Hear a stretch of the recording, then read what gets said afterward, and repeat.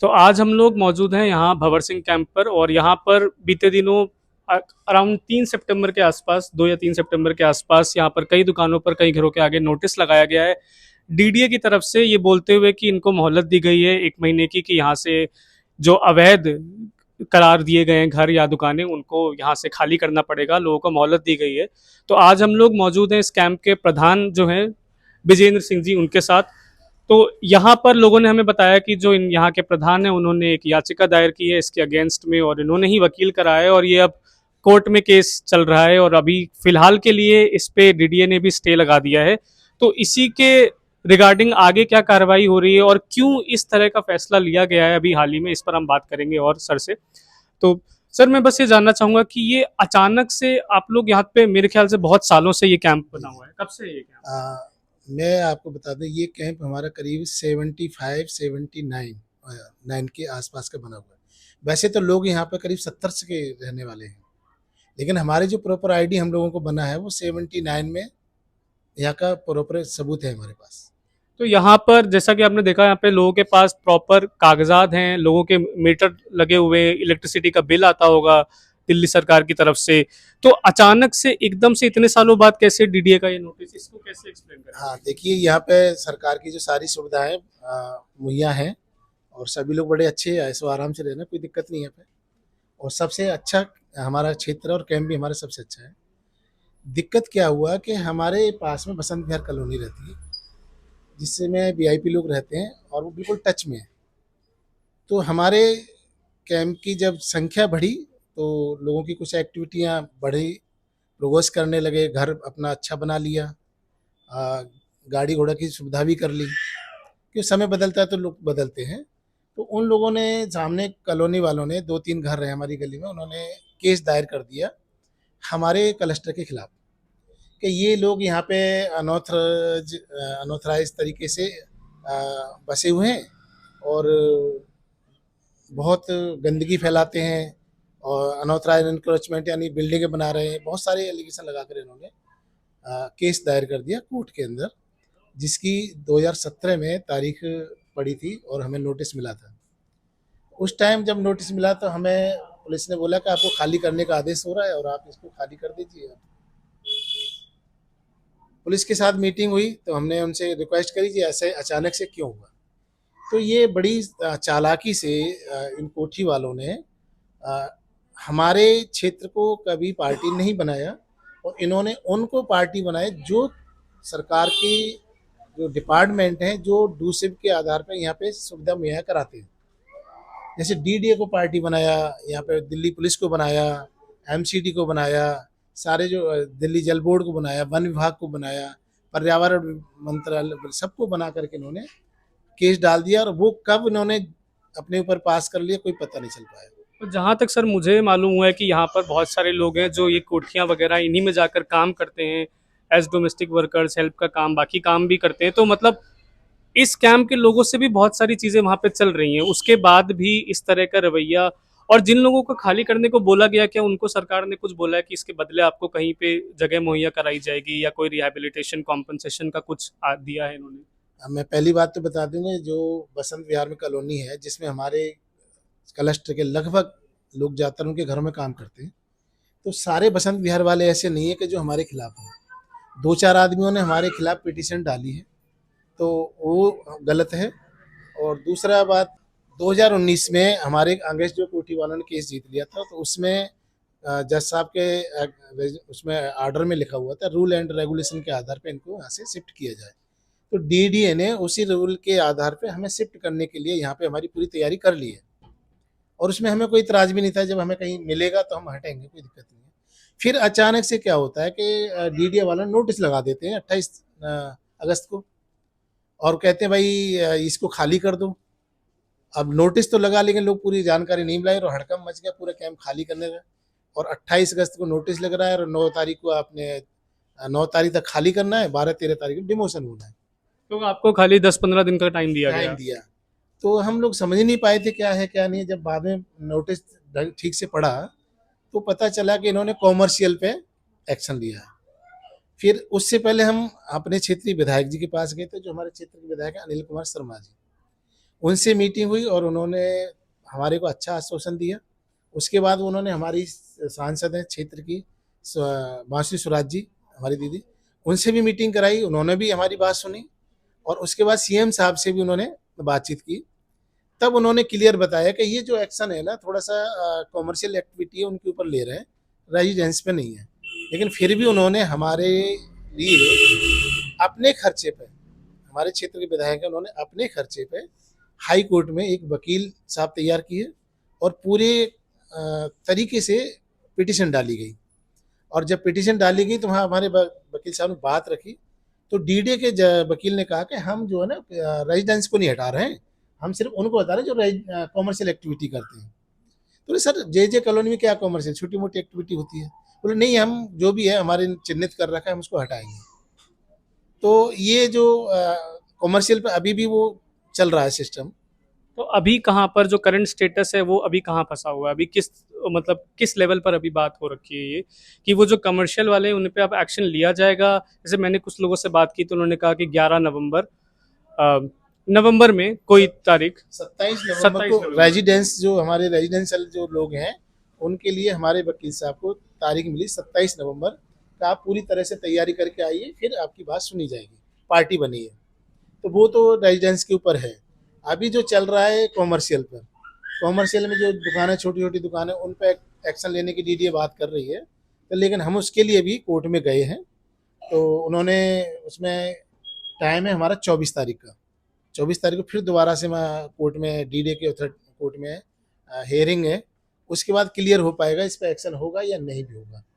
तो सर जैसे आप यहाँ के प्रधान हैं तो यहाँ के लोगों के लिए या इन जनरल यहाँ के लिए आप एक फाइनल सोल्यूशन क्या चाह रहे हैं, मतलब आपकी सरकार से क्या दरख्वास्त है? जैसे ये केस खत्म होता है या आगे डेट्स बढ़ती रहती हैं, तो आपका फाइनल सोल्यूशन आपके हिसाब से क्या चाह रहे हैं आप? मेरा एक ही कहना, देखिए एक तो कॉमर्शियल के नाम पे कुछ जगह को तोड़ देना मुझे ठीक नहीं लग रहा है।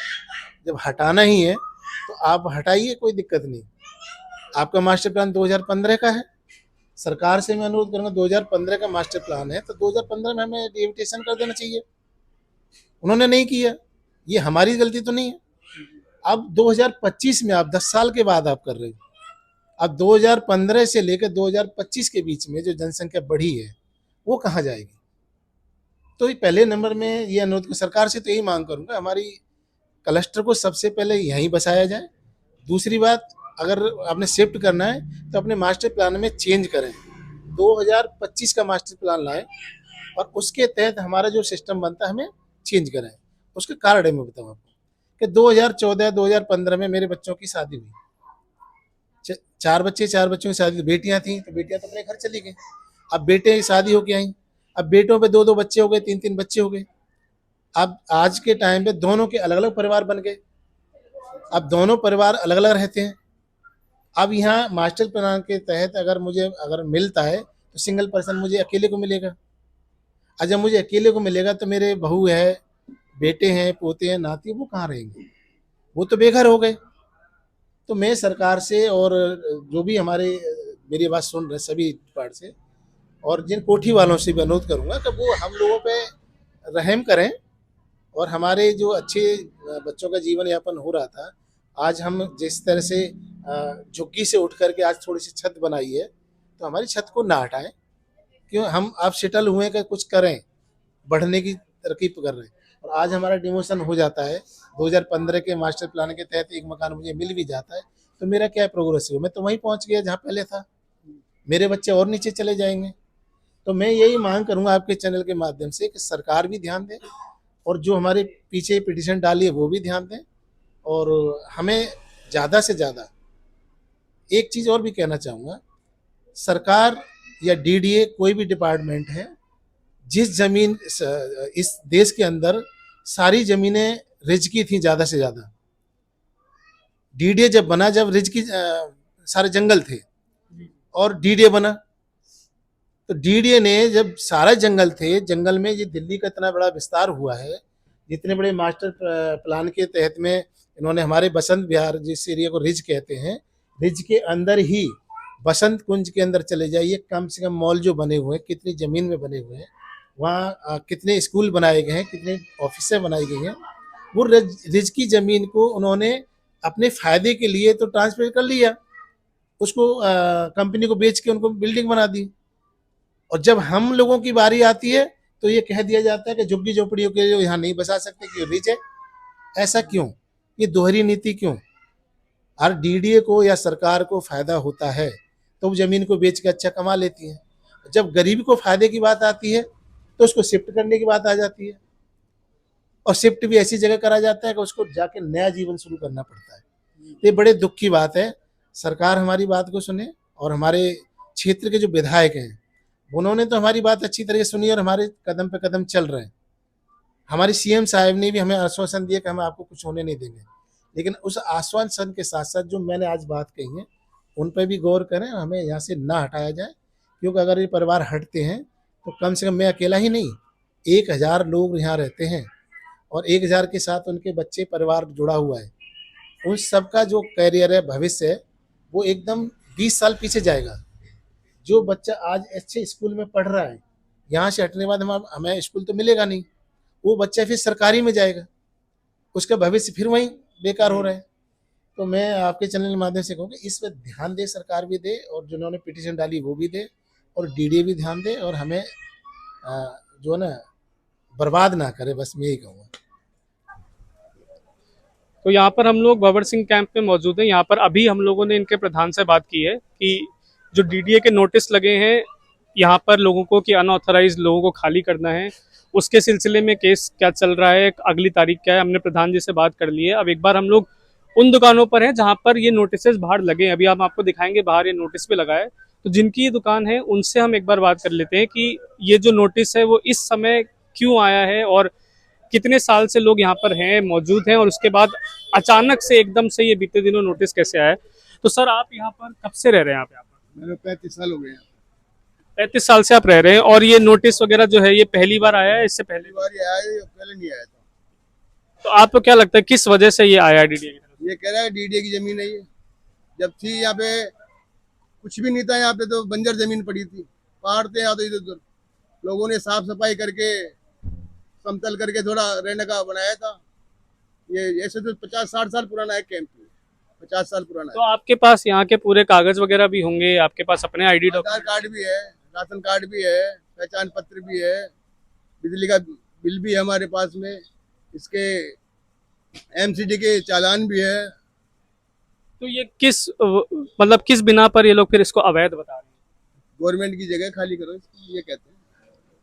और मैंने सुना है बहुत सारे लोगों के वहां पे जो नोटिस लगाए थे उन्होंने फाड़ के भी फेंक दिए कि ये एकदम से एक हफ्ते का मैंने सुना है टाइम दिया गया था आप लोगों की। अब ये 27/11 तक दे दिया, 27 नवंबर तक टाइम। और ये हमने प्रधान जी से बात की, उन्होंने कहा कि कोर्ट में केस चल रहा है। और हाँ, ये हमारे विधायक जी अनिल शर्मा जी और वो क्या सांसद बासुरी स्वराज जी, और इनका पूरा सहयोग है हमारे को, पूरा सहयोग कर रहे हैं हमारे को। कोर्ट में भी गए थे हमारे साथ में ये, और वही केस लड़ रहे हैं हमारा। और जिनको नोटिस लगा हटाने के लिए तो उनको कहीं दूसरी जगह शिफ्ट करने का प्रावधान है या कुछ भी नहीं है इसके अंदर, प्रावधान कुछ भी नहीं दिया। बस खाली करके चले जाओ? हाँ हाँ, और कहाँ जाओ क्या उसका कोई पता नहीं इसका। तो आप यहाँ पर ये दुकान चलाते हैं, उसके अलावा आपका परिवार भी यहीं रहता है? हाँ, यही रहता है परिवार, पूरा ही परिवार यही रहता है। और बच्चे वगैरह सब यहीं पढ़ते हाँ, हैं? 2 बच्चे हैं मेरे, बच्चा यही बैठता है। तो अगर आपको खाली करने को बोल रहे तो इन्होंने कोई ये सब नहीं ध्यान दिया? तो कोई इस चीज का ध्यान नहीं कि आपका परिवार कहाँ जाएगा, बच्चे कहाँ जाएंगे? यहीं पढ़ रहे हैं तो। नहीं, वैसे रहने को खाल टूटने के बाद में पता नहीं कहाँ जाएगी पब्लिक। पब्लिक के साथ हम जाएंगे, हमारे पास रोजी रोटी कहाँ मिलेगी? रोजी रोटी तो यही है। जब से आया हूँ मैं, जब से यहाँ जन सेवा भी करता हूँ मैं, फ्री की जन सेवा भी करता हूँ। कितना भी जला हुआ हो उसकी मैं दवाई फ्री लगाता हूँ यहाँ पे, 35 साल से। और आप कब से हैं सर यहाँ पर? 35 साल हो गए मेरे को। 35 साल सन 90 से? 91 से हूँ मैं यहाँ पे। तो सर आपकी इसे सरकार के लिए हम अपने चैनल के माध्यम से अगर आप इसका फाइनल सोल्यूशन चाहें या सरकार से आपकी क्या दरखास्त है वो एक बार आप हमें जरूर बताइए। हम तो यही कहते हैं गवर्नमेंट से यही कहते हैं कि जहाँ है ना वही बस रहने दो हमारे को। धंधा पानी यही है, सब कुछ गरीब लोग रहते हैं, पैसे वाले तो है नहीं यहाँ पे। अब खाली करके भी जाएंगे 10,000 15,000 किराया कहाँ से भरेगा वो? जो 8,000 10,000 15,000 की नौकरी करता है, बच्चों को पालेगा, खाना खिलाएगा, क्या करेगा वो?